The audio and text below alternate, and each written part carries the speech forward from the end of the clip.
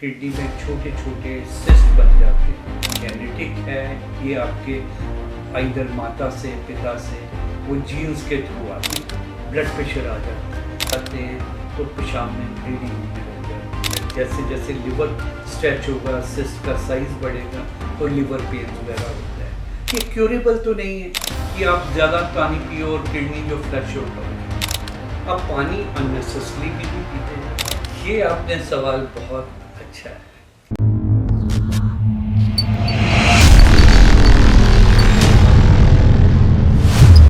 नमस्कार, आप देख रहे हैं हेल्थ वायर मीडिया। मैं हूं आपके साथ आंचल सनोरिया। आज के इस इंटरव्यू में हम बात करने वाले हैं पॉलीसिस्टिक किडनी डिजीज के बारे में वर्ल्ड किडनी डे के मौके पर। और इस मुद्दे पर बात करने के लिए हमारे साथ मौजूद हैं सर गंगाराम हॉस्पिटल के को chairperson nephrology doctor Ashwani Gupta. Sir, सबसे पहले पॉलीसिस्टिक किडनी डिजीज होता क्या है? अगर हम इसको नॉर्मली समझें तो कैसे समझेंगे? एक पॉलीसिस्टिक किडनी डिजीज किडनी की ऐसी बीमारी है जिसमें किडनी में छोटे छोटे सिस्ट बन जाते हैं। सिस्ट क्या होता है? एक तरह जैसे पानी में बुलबुले हैं। अगर आप बाल्टी में पानी है, उसमें थोड़ा सा आपने सर्फ डाला, हिलाते हैं तो बुलबुले बन जाते हैं। तो किडनीज में भी इस तरह के कुछ सिस्ट बन जाते हैं जो ये जो किडनीज को ग्रेजुअली डैमेज करते रहते हैं। और ये बीमारी जो है आपकी जेनेटिक है, ये आपके आइदर माता से पिता से वो जीन्स के थ्रू आती है। तो it is a genetic disease जिसमें मल्टीपल सिस्ट होती हैं किडनी की, जो एक बुलबुलों के आकार की होती हैं और जिससे किडनी में आहिस्ता आहिस्ता डैमेज होता रहता है। और पेशेंट जो है उसको ब्लड प्रेशर हो सकता है, कई बार उनको पेन होती है बिकॉज किडनी का साइज बढ़ जाता है। कई बार because of weight of the kidney जो है आदमी को ये रहता है जहाँ किडनी वाली जगह है कि वहाँ पे उसको भारीपन होता है। कई बार पेशाब में खून आ जाता है। इन लोगों में स्टोन बनने के चांसेस ज़्यादा होते हैं, खासकर यूरिक एसिड स्टोन वगैरह। तो स्टोन्स वगैरह यूरिन में पास होते हैं। तो बेसिकली ये डिजीज़ जो है एक जेनेटिक डिजीज़ है जिसमें ये लक्षण हो सकते हैं। सर, सिम्टम्स तो आपने इसके साथ बताई दिए। क्या इसके टाइप्स भी होते हैं कोई? क्या ये एक ही तरह का होता है? नहीं, देखिए, ये दो प्रकार का बोला जाता है कि polycystic kidney type 1 and polycystic kidney type 2। इसमें जेनेटिक वेरिएशन होती है। एक जनरल पब्लिक के लिए ये समझना कि जो पॉलीसिस्टिक 1 है वो लाइफ में जल्दी 3rd और 4th डिकेड ऑफ लाइफ में आ जाती है, और पॉलीसिस्टिक किडनी टाइप 2 जो है वो लेटर 5th 6th डिकेड में है। और उसमें डिजीज़ का जो प्रोग्रेशन है वो स्लो होता है एज कंपेयर टू पॉलीसिस्टिक 1। सो यही दो डिफरेंस है बेसिकली। बाकी जेनेटिक तो ये है कि भाई आपको उसके बारे में ज़्यादा सोचने की ज़रूरत नहीं है। जो चीज़ आपके जीन में आप आ गई उसको चेंज नहीं कर सकते। सर, इसके कॉम्प्लिकेशंस क्या क्या हो सकते हैं अगर इस बीमारी की बात करें? जैसे आपने कहा कि काफ़ी सारे मल्टीपल सिस्ट किडनी में हो जाना, तो कॉम्प्लिकेशन क्या हो सकते हैं इसके? देखिए, सबसे पहली चीज़ तो ये है कि इनमें ब्लड प्रेशर आ जाता है कि स्टार्टिंग में कई बार है कि ब्लड प्रेशर नहीं है। जैसे जैसे किडनीज जो हैं बिकॉज ऑफ सिस्ट जो हैं वो डैमेज होती रहती है तो आदमी को ब्लड प्रेशर आ जाता है। दूसरा है कई बार स्टोन फॉर्मेशन हो जाता है। सिस्ट कई बार बर्स्ट कर जाते हैं तो पेशाब में ब्लीडिंग होने लग जाती है। इवन क्लॉट्स आ सकते हैं, पेशाब करने में पेन हो सकती है, और इन्फेक्शंस के भी चांसेस इन लोगों में ज़्यादा होते हैं। ग्रेजुअली किडनी जो है फेलियर में जा सकती है and it is one of the cause for kidney failure. अगर आज हम 100 लोग किडनी फेलियर के देखते हैं तो 5 patient can be due to polycystic kidney disease. और ये जो है इसके अलावा जो है ये लिवर में भी 50% लोगों में लिवर में भी सिस्ट हो सकते हैं। और जो लिवर सिस्ट हैं उसके लक्षण होते हैं कि आदमी को पेट ज़्यादा फूल जाता है, अपर भाग में भी आदमी को दर्द होती है। जैसे जैसे लिवर स्ट्रेच होगा, सिस्ट का साइज बढ़ेगा तो लिवर पेन्स वगैरह होता है। जॉन्डिस बड़ी रेयर केसेस में होती है कि जहाँ सिस्ट इतने बड़े हो जाते हैं कि वो बाइल जो इंट्राहेपेटिक बाइल डक्ट्स हैं उनको प्रेस करते हैं, तो जॉन्डिस हो सकता है। बट 50% केसेस में लिवर में प्रॉब्लम आती है। एंड आउटसाइड दिस कई बार जो है हमारी जो ब्लड वेसल्स हैं, स्पेशली ब्रेन की ब्लड वेसल्स, उनमें एन्यूरिज्म बन जाते हैं और आदमी को जो है इंट्राक्रेनियल ब्लीड हो सकता है, जिसको हम सबअरेक्नॉइड हेमरेज कहते हैं। तो ये उन लोगों में सोचनी चाहिए जिन लोगों का डायग्नोसिस पॉलीसिस्टिक किडनी डिजीज से हो चुका है और उनको सिर में दर्द रहती है in spite of good blood pressure control, तो उनमें हमेशा हमें MR एंजियोग्राफी करा के ये देख लेना चाहिए। सर, आपने डायग्नोस का नाम लिया, तो डायग्नोस करने के लिए क्या करना चाहिए, कैसे डायग्नोस कर सकते हैं हम इस डिजीज को? देखिए, डायग्नोसिस में ये है, सबसे पहले तो आपके पास अल्ट्रासाउंड है। अल्ट्रासाउंड में ही आपको पता लग जाता है कि इसमें किडनी में सिस्ट आ रहे हैं। दूसरा एक है फैमिली हिस्ट्री होती है कि either of the parent is having polycystic kidney disease, या दादा दादी नाना नानी में हो सकता है। एंड जब हम पेशेंट को देखते हैं तो अगर उनसे पूछते हैं कि उनके भाई बहनों में किसी को प्रॉब्लम नहीं है, तो कई लोगों में हमें पता लगता है कि हाँ, ब्रदर को ये प्रॉब्लम थी और उसको किडनी फेलियर से प्रॉब्लम हुई थी। तो फैमिली हिस्ट्री एंड अल्ट्रासाउंड में किडनी सिस्ट जो है ये डायग्नोस्टिक है। ट्रीटमेंट फिर हम कैसे इसका कर सकते हैं? It is curable, right? नहीं, देखिए, क्योरेबल तो नहीं है। अच्छा। क्योंकि it is a genetic disease जिसमें सिस्ट आपके रहेंगे और बनते भी रहेंगे, इंक्रीज भी होते रहेंगे। ये आदमी पर डिपेंड करता है। कई आदमी हैं जो इवन 50, 60, 70 साल की उम्र में भी उनको कोई प्रॉब्लम नहीं हुई, कोई किडनी फेलियर नहीं हुआ, और कई लोग होते हैं जिनमें 30-40 साल में ही ब्लड प्रेशर आना शुरू हो गया, किडनी साइज बढ़ गया, दर्द हो रही है, ब्लीडिंग हो रही है और किडनी फेलियर हो रहा है। सो हमें अब ये है कि किडनी फेलियर को जितना प्रिवेंट या स्लो कर सके।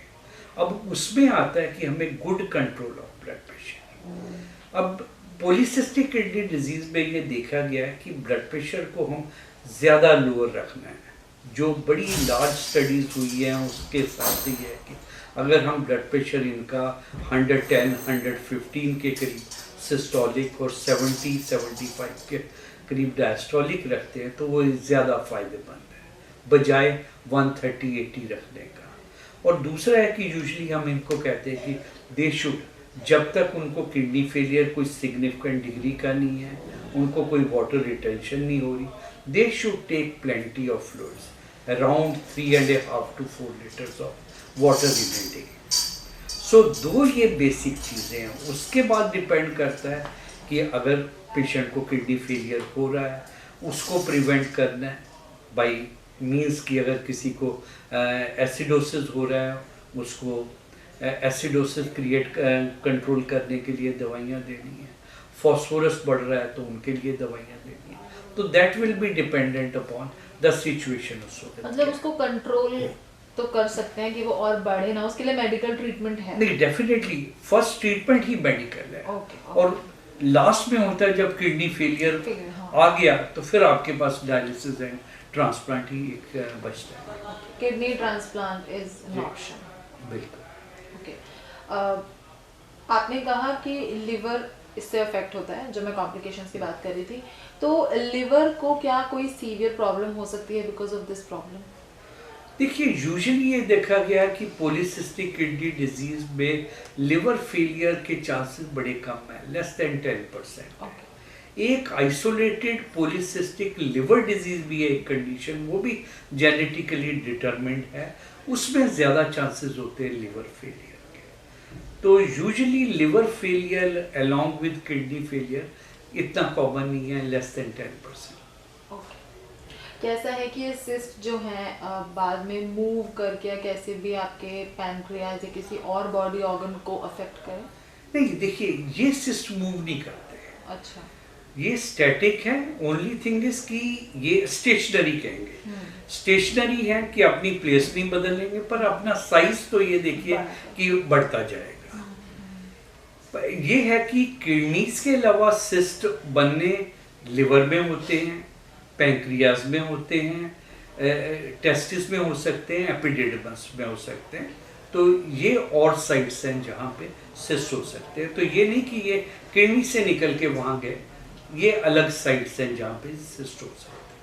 ओके, तो आपने कहा कि पानी जितना हो सके हमें पीना चाहिए, तो एक बार अगर आप प्रिसाइजली बताएं कि हमें कितना पानी पीना चाहिए सो दैट हम किडनी रिलेटेड प्रॉब्लम्स को, not only polycystic kidney disease but all kidney related problem, उनको हम अवॉइड कर सकें। क्योंकि मेजरली पानी पीना बहुत बड़ा एक इलाज बताते हैं doctor, either it's about stone, और अब आपने भी इस डिजीज में बताया, तो वो आप एक बार बता दीजिए। ये देखिए पॉलीसिस्टिक किडनी डिजीज का ये है कि definitely fluid therapy is one of the treatment. इसका मैकेनिज्म बहुत डिफरेंट है। इट इज नॉट कि आप ज्यादा पानी पियो और किडनी जो फ्लश आउट हो जाए। इसका मैकेनिज्म कुछ डिफरेंट वे से है जो सिस्ट की फॉर्मेशन और ग्रोथ को स्लो कर सकता है। ठीक है, सो यहाँ पे ये है, और ये भी हमें ये देखना है कि नॉट एवरी पेशेंट जिसको पॉलीसिस्टिक डिजीज है आप कह दें 3.5-4 लीटर।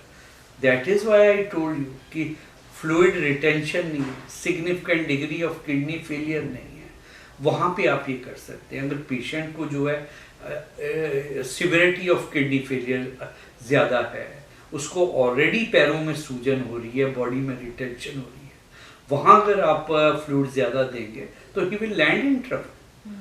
और अदरवाइज जो जनरल आपने बात की है कि आदमी को कितना पानी पीना चाहिए, देखिए कि किडनी स्टोन्स के लिए हम कहते हैं कि हम ड्रिंक मोर फ्लूइड्स। और कई बार मैं देखता हूँ कि लोग बॉटल रखी हुई है, पीते जा रहे हैं, यूरिन करते जा रहे हैं, वो भी ठीक नहीं है। हमारा जो एम है कि what should be the limit of water intake. देखिए भगवान ने 2 चीज़ें बनाई हैं, भूख और प्यास। अगर आपके बॉडी में पानी की कमी है, you will have a feeling of thirst. भूख लग रही है तो भूख लगी। अब पानी अननेसेसरली भी नहीं पीते जाना। जिन डिजीजेज में चाहिए, जैसे स्टोन डिजीज है, वहाँ पे ठीक है आपको एक्स्ट्रा लेना चाहिए, बट हाउ मच एक्स्ट्रा, ये बड़ा इंपॉर्टेंट है। सो यहाँ पे आपका जो डिनोमिनेटर है वो आता है कि यूरिन आउटपुट। आपको यूरिन आउटपुट को मेंटेन करना है अराउंड 2.5 लीटर के करीब, ताकि जितने भी आपके जो किडनी में फिल्टर होते हैं, ये कैल्शियम, फॉस्फोरस, ऑक्सीलेट वगैरह, वो एक सॉल्यूशन में रहें, वो प्रेसिपिटेट ना करें। तो 2.5 लीटर यूरिन में ये इजीली ये सब चीज़ें हो सकती हैं क्लियर। अब ये डिपेंड करता है आपका कि 2.5 लीटर कैसे आएगा urine. It will depend upon weather. अगर आप हॉट वेदर में हैं, you are outdoor, you are sweating a lot, you may be requiring 4 liters of fluid, 3 liters of fluid, depending upon your water losses or weather.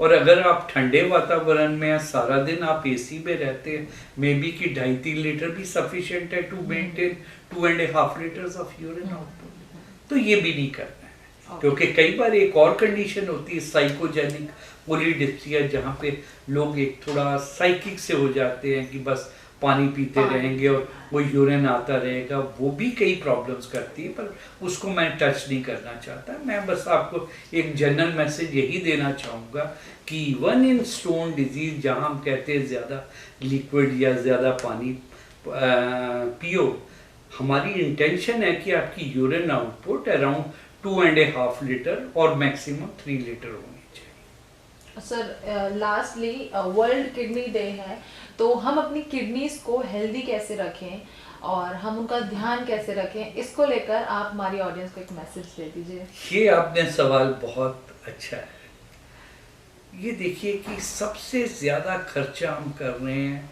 On dialysis, on transplant. अगर हम इस चीज़ की prevention करें, मैं आपके माध्यम से मैं ये बताना चाहता हूँ कि global prevalence of kidney failure around 13% है। मीन्स कि अगर आज एक जनरल पॉपुलेशन 100 लोगों का झुंड देखेंगे, 13 लोगों में किसी ना किसी डिग्री का किडनी फेलियर है।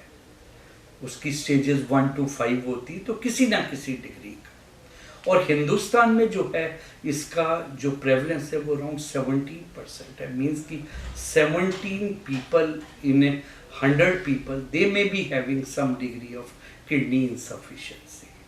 सो सबसे बड़ी चीज़ है कि हम इसको प्रिवेंट करें। दो मेजर कॉजेज जो हैं किडनी फेलियर के वो हैं डायबिटीज़ एंड हाइपरटेंशन। अगर हम अपनी लाइफस्टाइल मॉडिफिकेशन, अपने खान पान को ठीक रख के अगर हम डायबिटीज़ और ब्लड प्रेशर प्रिवेंट कर सकते हैं, that is the best thing.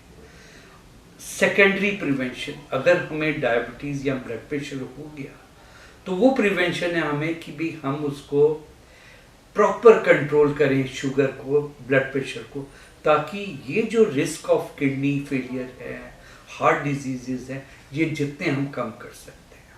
और एक बार अगर किडनी फेलियर हो गया तब भी टर्शरी प्रिवेंशन कि हम इसको जितना स्लो कर सकते हैं इसकी प्रोग्रेशन, उसके लिए भी आपको खान पान, अपना ब्लड प्रेशर कंट्रोल रखना, अपना शुगर कंट्रोल रखना, ये चीज़ें हैं बहुत important. Thank you so much doctor, thank you so much. Thank you.